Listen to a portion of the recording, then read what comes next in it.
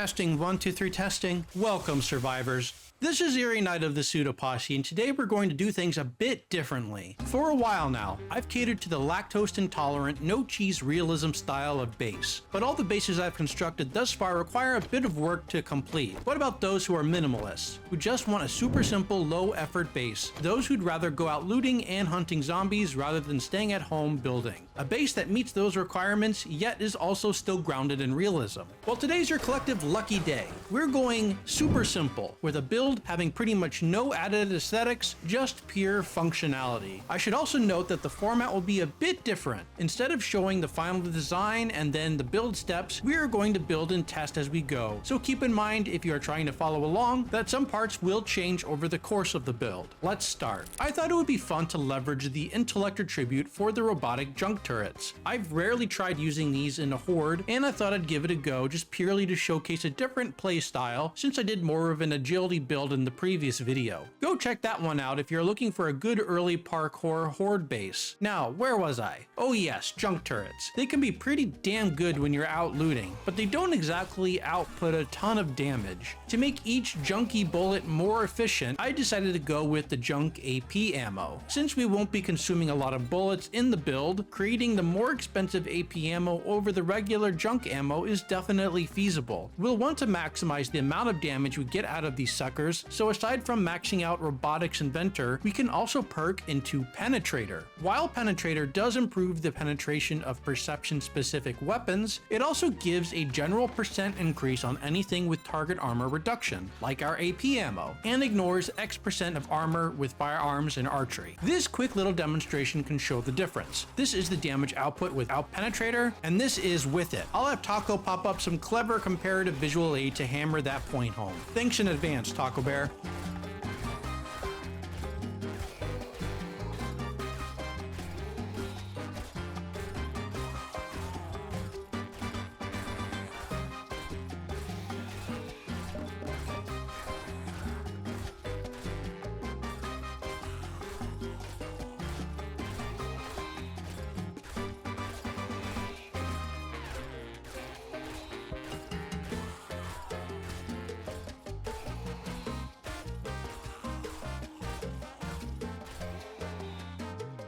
It does provide a decent boost in damage, plus we can hit multiple enemies at once, so win-win. To maximize the effectiveness, however, we will want to aim these guys down a narrow passageway, so we can be sure that each bullet has a high chance of hitting multiple zombies. Well, we've got our strategy in theory, so where to begin? In the spirit of keeping it simple, we are going to leverage a POI to save a bunch of time and resources. Many POIs could serve our purpose, but I thought it would be fun to pick this one. Welcome to Prowlin' Pete's. Yeehaw! I added that last bit. It is a tier 1 POI fast food joint. Bottom floor is nothing special. A dining area for some unruly customers, and a kitchen with some of the most aggressive chefs I've ever seen. Well, short of Gordon Ramsay. Anyways, we've got a second story in this building. Up a narrow set of stairs that leads to a small hallway with a fire feature. Beyond that, we've got an unfinished attic, a vacant ceiling on the other side of the wall. Honestly, I chose this POI because of the fire. Cause I thought, why not? We could knock out some blocks, make a nice long corridor with us plopped down on the attic side, and force zombies into the flames. Unfortunately, with how I plan on constructing this, I suspect it will be ultimately useless, as it is extremely fragile and a single cop explosion will destroy it. Unless I wrap the corridor around so them running down the flames would not be in my direct line of sight. That would better ensure the gas leak stays flowing, but I want to make as little modifications as possible, so it shall stay in the danger zone. Other POIs might be better suited, so you might try the final design elsewhere, as it might be a bit faster to set up, as there are better corridors out there, but it was drawn in by the flames, so screw it. Plus, this POI is mostly concrete, which is a huge plus, but slight negative as well, as we need to destroy quite a few concrete blocks to make this POI work. The majority of modifications needed to get the POI ready are destroying blocks. Very early game, that will be rough, especially if playing solo, so I would recommend this base be a longer term investment, say around the day 28 or day 35 for it. By that time, you should have adequate tools materials to dismantle the concrete blocks. Our first order of business is knocking out this overhanging roof. As this circles around the entire POI, it would give zombies an alternative path, so it has to go. Not the entire way around, mainly anywhere it can connect to the attic. Essentially the backside here and the side just past the stairwell. That will give them no way to reach the attic other than the hallway. Except to make that accurate, we will need to bust the ceiling, which is relatively easy as these blocks only have 500 hit points. I will attempt to save the gas leak by building around it and knocking out the pipes that don't actually trigger the fire. All you need are the leaky pipe and the valve. The other pipes can go. You'll also want to knock out the ladder so zombies cannot get on the roof. Unfortunately, you can't place a block in front of the fire, which is just ridiculous. I wanted to place a grate there, so not being able to lessens the likelihood that this survives a single horde. Another change you'll want to make is the stairs. I generally hate to use stairs with railings, especially on a single block width staircase. Reason being, the railing and stair is a single block, and the protruding railing gives a hitbox that is more easy to hit than just a regular old stairs filled without the railing. It will survive much longer. All it takes is for zombies to collect and start swiping at the railing, destroying the entire stair block. No, no, no, thank you, sir. So we'll get rid of those, make the stairs too wide to accommodate the traffic, and use the stairs filled corner to make it easier for zombies to path up from any direction. Alright, let's knock out these top blocks as they are going to be in the way for our next feature. Since we want to keep this simple, low maintenance, I want to eliminate as much electricity as possible. Electric fence posts are great for slowing, and bunching up zombies for our armor-piercing rounds sounds great. So the low-tech option is to put blocks along the corridor that forces zombies to jump. One such shape is the window arch top trim. However, placing them on top of the hallway will make them vulnerable on the edge. We want them to walk on top of it and fall through, then jump. So we will place some cubes and stairs-filled pieces to ensure the longevity of these shapes. They will still take a beating as zombies collect and bash on surrounding blocks, but we want to minimize that as much as possible. Once we reach the attic, we want to extend our hallway a bit as we want more time to shoot at oncoming zombies. We will, however, need to take out the floor and the junk below our newly created wall. We don't want zombies to beat through the wall and attack us from that angle. That would be tragic, and they will definitely do so. As such, it is a requirement to take all of that out. On the other side of our window arch top trim, place some full cubes and stairs filled. Technically, the attic floor is made up of plates, which cops can see through and spit. So you'll definitely want some cubes where you plan to stand so the cops don't spit at the floor beneath you, causing a collapse. Placing scaffolding ladder against the window arch top trim and along the plate section. We want to prevent any spiders from jumping up here from down below. Now this might actually be one of the first things you do, but we need a way to enter our base since the scaffolds block off the normal entrance. In the attic, make a door-sized hole, place a ladder against the edge of the roof overhang, and fill the door hole with a door. Another easy addition we'll want to make is to place wooden spikes on the roof to take care of vultures. So poke a hole in the roof, make a ladder, and place some spikes. You don't need to cover the entire roof, just the region above your head. And of course, make sure you add a hatch to block the only hole available. Okay, we are ready for our first horde test. Up to this point, all we've done is destroy the overhang blocks, remodeled the stairs, hallway, and attic. Most of the tweaks we've done are just removing blocks, which again is why I recommend tackling it once you have a decent pickaxe. Alright, horde start. Zombies coming up our carpeted stairs and down the hall. Since we've got robotic inventor maxed, we can have 2 turrets placed, both using AP ammo with penetrator nearly maxed out. And since we had to perk into perception anyway, I figure at range I can help the turrets out by sniping at oncoming zombies using AP ammo as well. While our combined barrage is hitting a lot of zombies, it isn't killing them fast enough. And there goes the flames. Oof, predicted.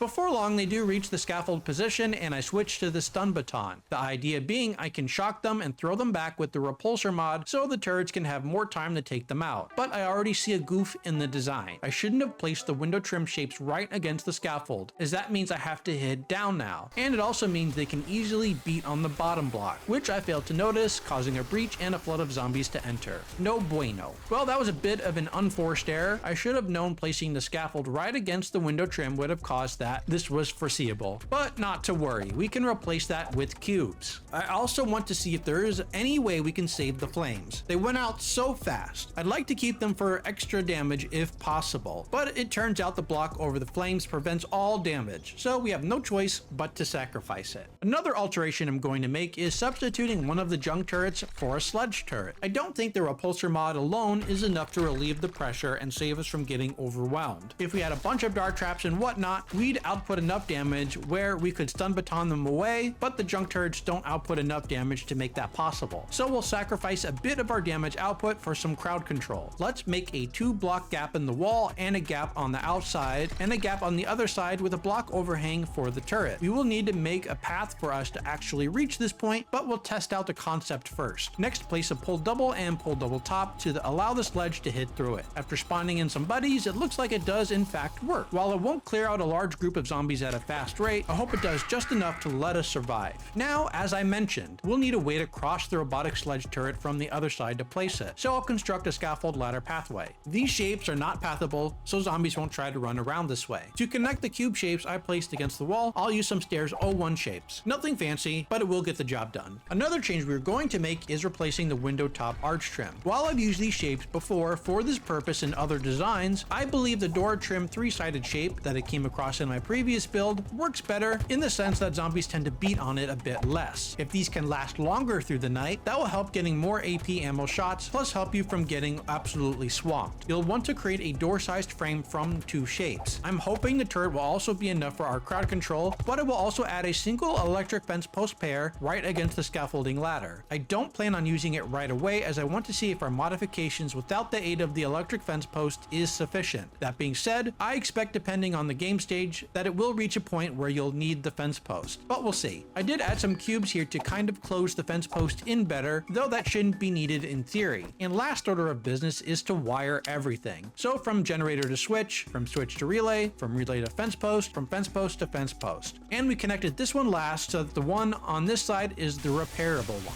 Now I know I said I wanted to avoid electricity as much as possible, which is still true. I am loath to add any dart traps and fence posts along the length of the corridor. At most, I only want to add a fence post or 2 to really make the design as simplistic as possible. Okay, with our first round of modifications done, let's see where we're at. The stairs and area leading up to the corridor is unchanged. The corridor has the most tweaks with replacing the window arch trim with the door trim 3-sided. The area in front of the scaffold now has cubes instead of trim, plus we put a hole in the wall and a sledge on the other side for better crowd control. Time to try another horde. As promised, we're going to not use the fence post to see how that goes. And we're also going to give the fire one last try at redemption. That happened very fast. Not all stories have a happy ending. Definitely going to target these guys myself. It definitely appears the sledge turret is putting in work, and the modifications to the scaffold area are prolonging the survivability of the defense. I've also noticed that the stun baton with the repulsor mod is actually quite useful in this design. Whenever I need to reload a junk turret or repair the scaffolds, all I need to do is to get some swings in to force them back and then quickly perform the desired action. Also, just doing that for the junk turret to get more hits is quite beneficial. Still though, this has little margin for error. If I get too busy and ignore any repairs, I will die crazy fast. Speaking of which, just like now, we made it just past midnight before we failed. I think if you are more focused, you could definitely survive the horde without the electric fence post, and certainly a horde or 2 or 3 before this one would be easily survivable without the fence post as well. But I think we are borderline at the game stage where it would be very helpful, so let's switch that on. That definitely made a huge difference. We take much less damage around the area directly in front of us. Unfortunately, we took a bunch of damage up to this point already, and an unfortunate second demo explosion destroyed the path. After a quick repair and upgrading the scaffolds to steel, I didn't make any other modifications. The only difference this time is we were going to use the electric fence post from the very beginning. Also, make note of the door trim. Despite taking 2 demo explosions, I think these actually still took less damage overall than the window arch top trim. So I think that ended up being a good change. Oh, I guess I lied. There's one slight modification. We are covering up the hole for the gas leak. It gets destroyed almost immediately and serves no purpose. Actually, it speeds up the process of the wall getting destroyed, so it actually serves a negative purpose. Alright, horde number 3. Third time's the charm. I think from the previous lessons we are ready to do this right, and as the zombies start rolling in, the junk turret and I start penetrating away at them, and as they close the distance, I switch to the stun baton. The electric fence posts are definitely more forgiving. All you need to do is repair them every now and then, which if using my repulsor trick, shove them away and then repair, works really well. Between me, the sledge, and the fence posts, we have enough of a pressure reliever to really hold on. And actually, the steel upgrades ended up being quite useless, as the hit points never dipped below 5,000. Because of the fence posts, we take much less damage overall. That being said, you still cannot ignore repairs and need to make several throughout the horde. Anytime the zombies immediately in front die or are pushed off to the side or forced back, I switch switch back to the rifle to get some good shots in.